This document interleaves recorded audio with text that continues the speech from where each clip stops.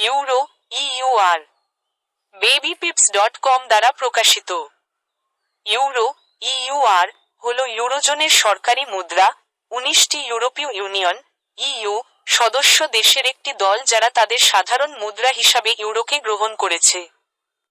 Euro 1 জানুয়ারি 1999 একটি electronic মুদ্রা হিসাবে চালু করা হয়েছিল এবং 1 জানুয়ারি 2002 এ ব্যাংকনোট এবং মুদ্রার আকারে ভৌত দরপত্রে পরিণত হয়েছিল।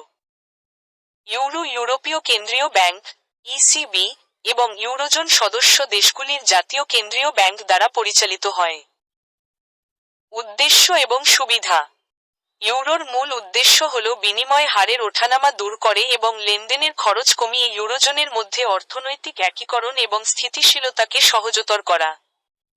এটি সদস্য দেশগুলির মধ্যে বাণিজ্য ও আর্থিক লেনদেনকে সহজ করে তোলে, অর্থনৈতিক প্রবৃদ্ধি এবং প্রতিযোগিতার প্রচার করে।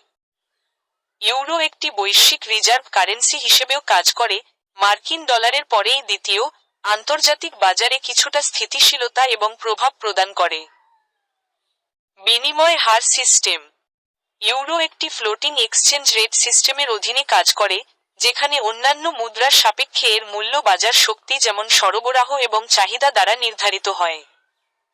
স্থিতিশীলতা বজায় রাখতে বা অতিরিক্ত ওঠানামা রোধ করতে প্রয়োজন হলে ইসিবি বৈদেশিক মুদ্রার বাজারে হস্তক্ষেপ করতে পারে।